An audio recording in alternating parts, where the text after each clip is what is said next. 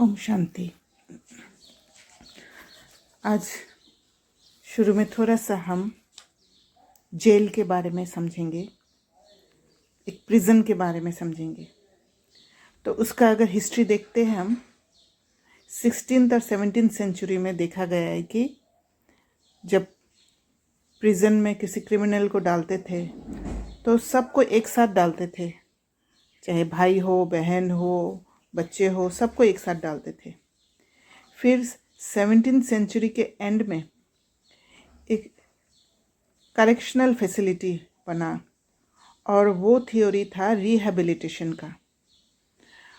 वो अकेले एक सेल में रखते थे और उनका एजुकेशन होता था। तो उनका बिलीफ सिस्टम ये था कि उनको एक अलग एनवायरनमेंट देने से धीरे धीरे वो बदल जाएंगे। 18th सेंचुरी में देखा गया है कि उन प्रिजनर्स को हार्ड लेबर कराते थे और धीरे धीरे उस समय जब हार्ड लेबर कराते थे तब उनको सेफ भी रखते थे और सैनिटरी कंडीशंस बहुत अच्छा रखते थे। खाना खाते समय उनको बातें करना मना था, पर धीरे धीरे उनको चेन से बांधने लग गए, स्लेव्स बनाने लग गए, टॉर्चर किया जाने लग गए और आखिर में डेथ। माना उनके अंदर एक डर पैदा करने की कोशिश किया और वो थ्योरी था डिटरेंस। तीसरा जो थ्योरी था प्रिजन का वो था इनकैपेसिटेशन। माना अगर बंद करके रख देंगे तो वो कम्युनिटी सेफ हो जाएंगे और वो क्राइम्स नहीं होंगे, तो इसलिए बंद किया जाता था। और चौथा जो थ्योरी था वो है रिट्रीब्यूशन, जिसमें बहुत ज़्यादा दुख देते थे प्रिजनर्स को ताकि वो लोगों को इतना टॉर्चर करे कि वो लोग गिल्ट फील करने लग जाए। तो ये प्रिजन का बात क्यों आया,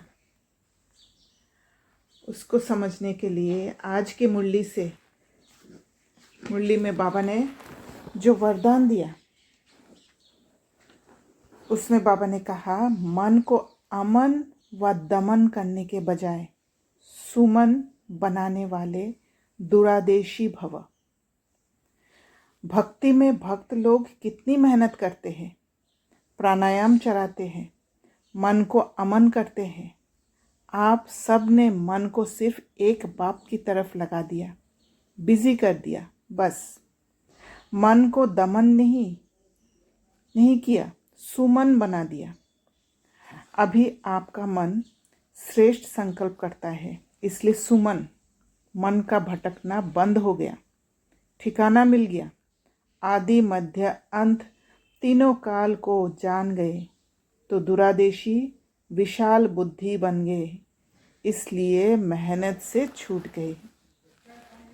अब अमन का अर्थ माना नो माइंड, माना माइंड का जो फंक्शन है, मन का जो फंक्शन है उसको करने नहीं देना है।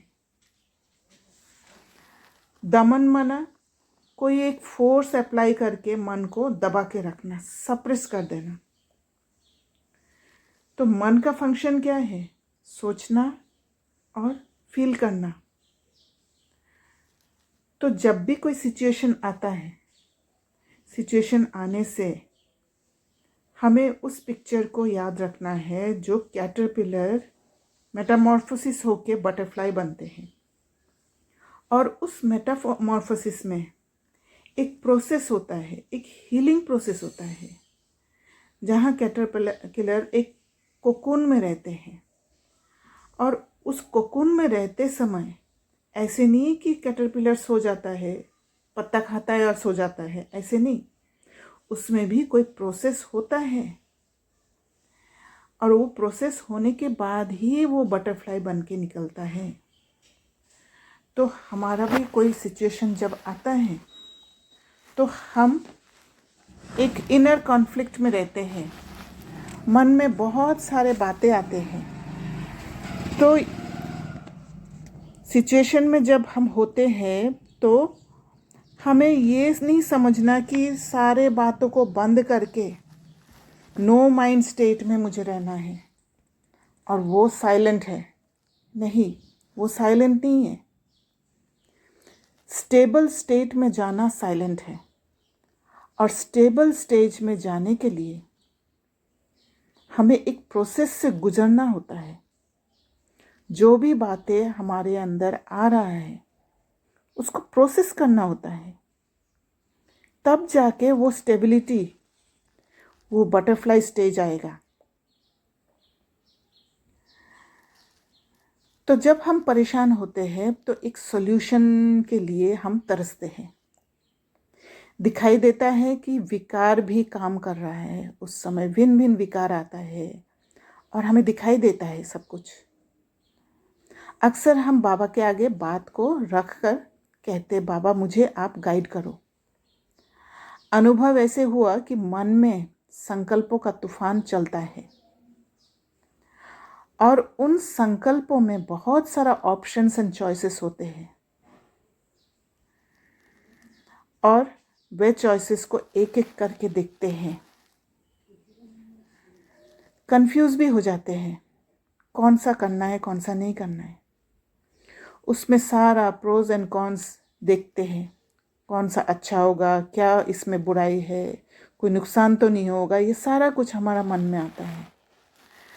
पर ये सब जब हम सोचते हैं और फील करते हैं, धीरे धीरे हम कुछ चीज़ों को, कुछ बातों को हम साइड करने लग जाते हैं और हमारे पास चॉइसेस धीरे धीरे कम हो जाता है।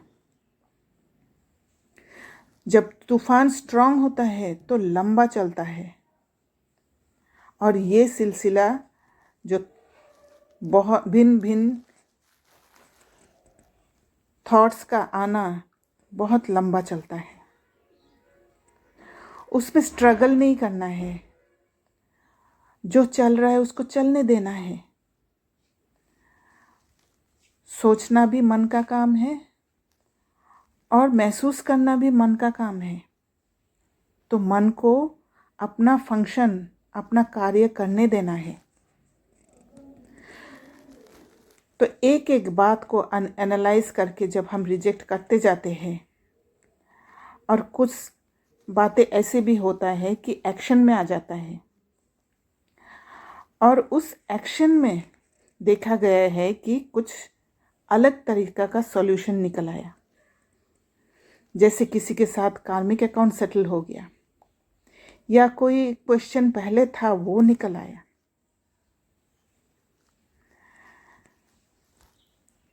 तो आखिर वे सॉल्यूशन तक पहुंचते हैं जहां बाबा पहुंचाना चाहते हैं, और वहाँ रिलीफ फील होता है। और वो सॉल्यूशन हमें जो रिलीफ फील कराते हैं, उससे पता पड़ता है कि हम उस सही जगह पर पहुंच गए हैं। तो चेक करना है, कहीं हम क्लीनिंग प्रोसेस को रोक के, सप्रेस करके, दमन करके, मन को दमन करके उस कैटरपिलर का मेटामॉर्फोसिस को बंद करके तो नहीं रखते हैं। जब हम कोई बात को जस्टिफाई करते हैं तो अपने आप अलग बातों को, जो बातें हमें ज़रूरत नहीं है, उसमें बिंदी लग जाता है। तो बाबा जो सच्चा ज्ञान दे रहे हैं वो धीरे धीरे ट्रुथ को इस फॉल्स के अंदर ड्रिप होने देना है, ब्लीड होने देना है, ताकि धीरे धीरे सारे टॉक्सिन्स डाइल्यूट होके ख़त्म हो जाए। तब जाके वो मन सुमन बनेगा। बाबा ने कहा, पवित्र प्रवृत्ति मार्ग में ही मनुष्य बहुत बहुत सुखी थे, अभी अपवित्र पतित प्रवृत्ति मार्ग हो गया। तो ऐसे हमें परिवर्तन करना है।